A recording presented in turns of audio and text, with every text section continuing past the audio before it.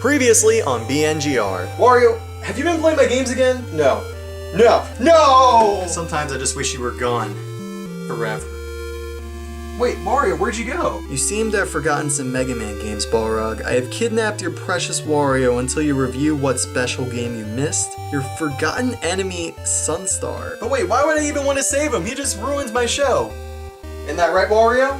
Oh, who am I kidding? It's not the same! The magic I had when I started this series feels like it's all lost. Which means there's only one thing I need to do.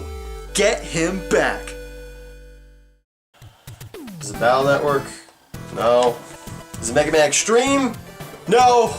You know, I give up. These aren't even from the original series. They ported a bunch of NES ones, I know that, but Sunstar isn't in the NES games. So where the heck is this screenshot from? That music. It sounds like the original Game Boy ones, but it's not a remix. What's this? Oh my god! An original Mega Man game on the Game Boy? Guess this is what we need to play, so let's give it a shot.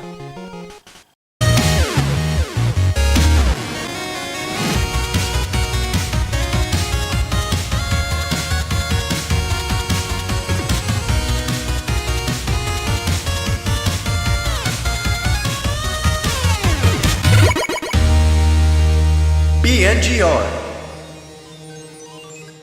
Multi-platform games. It's always difficult to know what to expect from them since every system comes with a somewhat different hardware architecture. In other words, most games can't just be copy-pasted on another system, they need to be utilized for them. And sometimes that requires making the game over from scratch. But this problem is most apparent when a console game is being made for a portable system. In fact, remaking the game is usually the easy way out here. In many cases, the game will just end up being totally different, or an inferior copy of the console version, or But every once in a while, you get a bunch of really creative developers who not only know the source material really well, but actually build on what made the original so special. And in those cases, the portable version can be on par, if not better, than the console version. So unless Capcom reveals Mega Man 11 or 10-2 or something, it's time to go over one last game from the original series, which was a culmination of 4 ports that were so freaking good that the last one didn't even need its source material anymore. Mega Man 5 on the Game Boy. Or 3DS, because the cart's like $70 on eBay. And if you look at me, I'm not exactly the kind of guy that carries change. But you see, the price is so crazy because it's a Mega Man game that fell deep into obscurity. If that even makes grammatical sense. Alright, so assuming you've seen the console version of Mega Man already, what comes to mind when you think of the series? Maybe the tight controls, or the Robot Masters, or the short little stories they have? Well, hold on to that thought, because today, I'm going to take everything you're thinking right now and flip it right on its head. I'm going to give you 5 reasons why the Game Boy Mega Man games are just as good or even better than the NES ones. Number 1, they actually have cutscenes. On NES, any kind of story was told through a few pictures or maybe a couple explosions, but look at this. Sprite scaling, parallax scrolling, Mega Man in space! I mean, that's cool! Number 2 are the Robot Masters. Okay, so the way most of these games work is that each installment uses Robot Masters from 2 versions of the game. For instance, Mega Man 3 on the Game Boy has 4 robots from Mega Man 3 and 4 from Mega Man 4 on NES. So you guys should know what that means. Capcom completely switched up the weaknesses for these robots, forcing you to replan your boss order. Not to mention using a weapon from Mega Man 4 on a Mega Man 3 robot just feels like a badass crossover. Which leads me into number 3, the levels themselves. You see, despite the game being developed by a third-party company, Minakuchi Engineering, oh god, I probably just butchered that. The producer from the NES Mega Man games worked on it, and he knew exactly what fans were expecting from these levels. So instead of just making straight up ports of these levels, unlike a certain game, he switched up the layout and enemies just enough that it'll really trip up fans. And at least to me, they feel like an expansion to the original game. Number 4 is the music, and oh man, most of these games match the NES tunes perfectly. Like literally, you can't tell the difference between the two. Not to mention they're in stereo sound as well, unlike the mono NES, so I always recommend playing these games with headphones. And of course, there's a lot of new songs to enjoy as well. But lastly, number 5, well, they're on a Game Boy, so you can take these games anywhere you want. Not to mention most of these games were a full-fledged Mega Man experience, but you could play them for hours and hours without having to worry about batteries. And with a password system, and levels only being around 5 minutes each, it was perfect for on-the-go sessions. Just make sure you write down all your passwords in case your batteries do actually die. So with all that said and done, the portable Mega Man games are some of the best platformers on the Game Boy, and you should definitely pick them all up. Except for 2, because, it's a disaster, to put it nicely. but 1, 3, and 4 are awesome, and they're all on virtual consoles, so altogether they're like $12. That's not bad. But with those games out of the way, it's time to go over the final game in the Game Boy series, Mega Man 5, or as I like to call it, V, because V just sounds cooler and it's easier to remember because it's not like the NES ones. Okay? We're gonna call it V. Okay. So the game starts off a few months after the events of Mega Man 4. Wily's plans to conquer the world have failed again, and apparently everyone forgot about his scheme already. You know, world domination. No big deal. But anyway, this piece is short-lived. While Mega Man and Roll are chilling in a field, a robot named Terra comes out of the sky and wants to make Mega Man his slave? Mega Man tries to attack him, but the Mega Buster has no effect. And then Dr. Light somehow finds Mega Man after this robot came specifically to make Mega Man his slave. You know, I don't even know why I'm explaining this. So big surprise, the story here kinda sucks, but let me explain its setup. Terra is part of a group called the Star Droids, who all want to take over Earth for some random reason.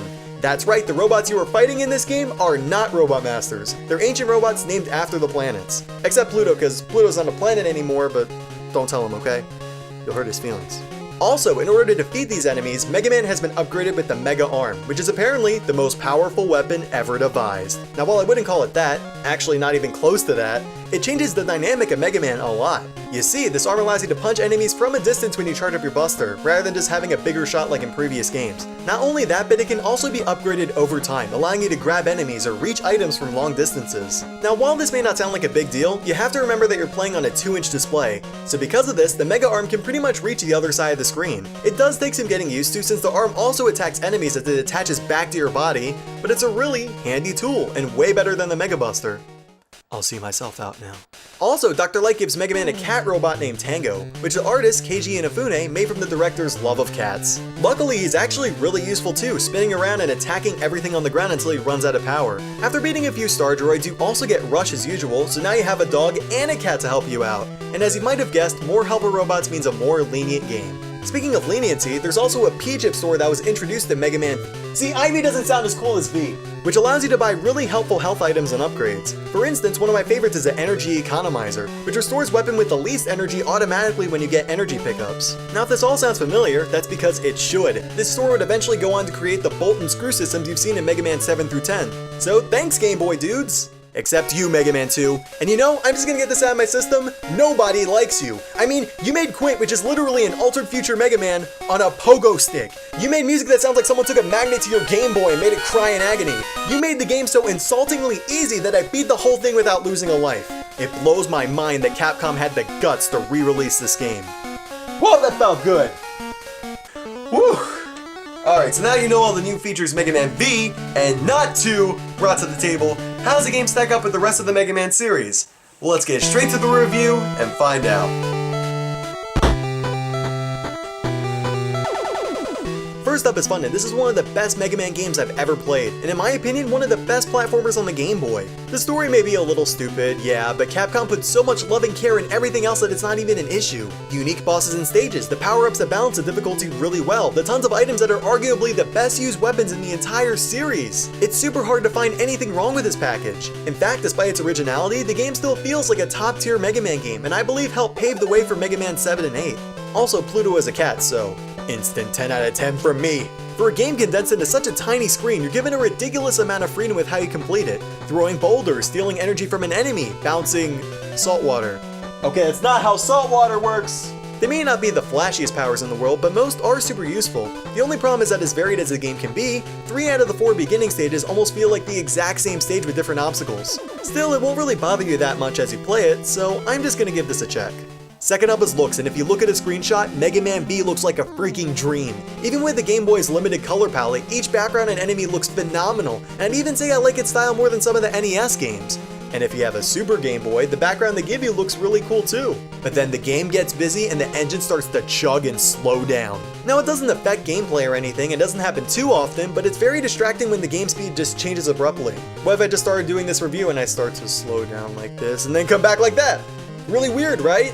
The NES games are also guilty of this, but since it happens a little more in V, I'm gonna go ahead and give this a check.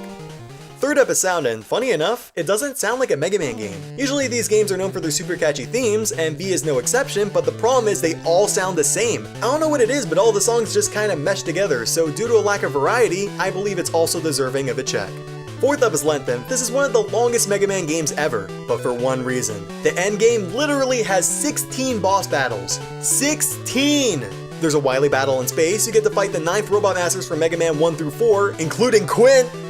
You fight the 8 Star Droids, Terra, Left and Right Knuckle, and of course the final battle with Dr. Wily. Because of this, without dying, the game will usually take you around 2 to 3 hours the first time. But here's the problem. Just like the older Mega Man games, there's really no reason to play through it again. You can memorize it by heart, sure, but there's no extra difficulties or achievements to unlock, so it kinda pales in comparison to Mega Man 9 and 10 here. But being only $5 in the 3DS eShop, I still think you're getting your money's worth. So big surprise, this is also getting a check. In conclusion, Mega Man V is a very unique game.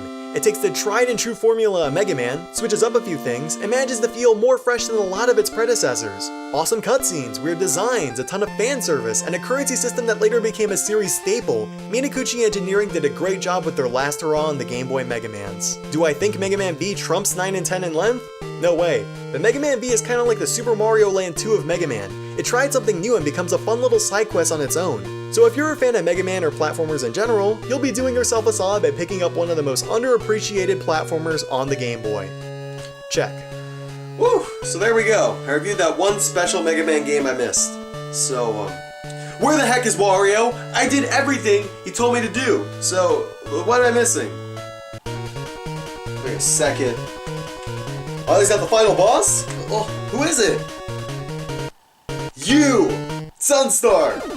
Alright, well, if it's a fight that you want, it's a fight you're gonna freaking get! Let's start! Now luckily, thanks to the power of GameFAQs, I know that the recommended weapon is a Spark Chaser, so this should be a cinch. Oh. I have 1 bar of health. Well, luckily that's not a big deal. I brought health items, because Mega Man 9 taught me to do so. So thanks for that, game. Alright, here we go, phase 2. Oh man, I gotta be less careless this time. I'm just glad the weapons are so balanced because he doesn't seem to have any real weaknesses.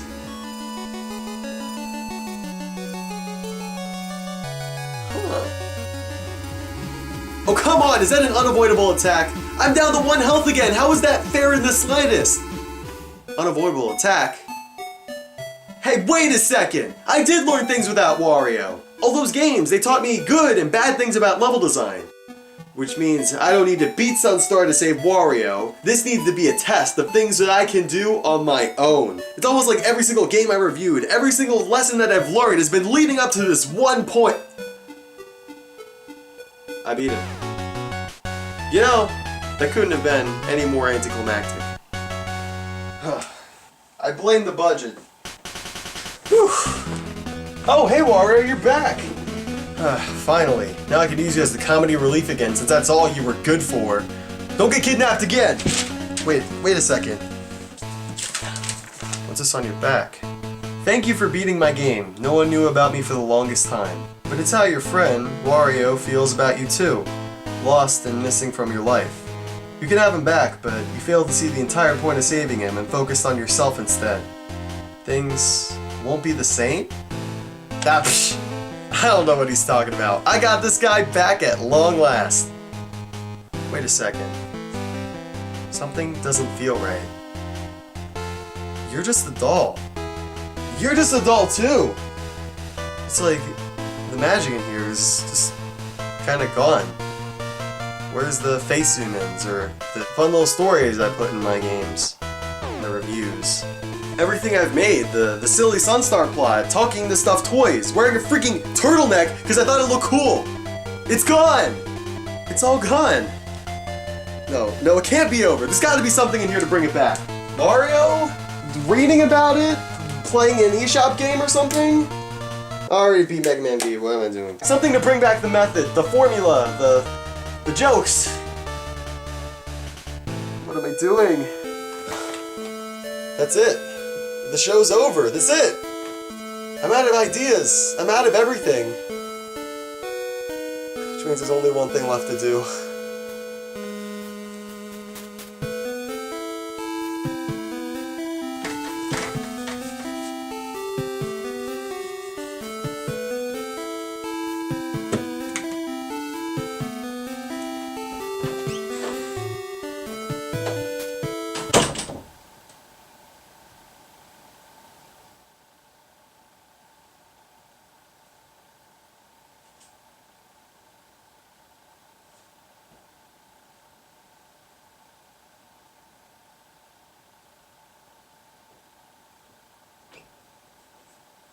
Good riddance.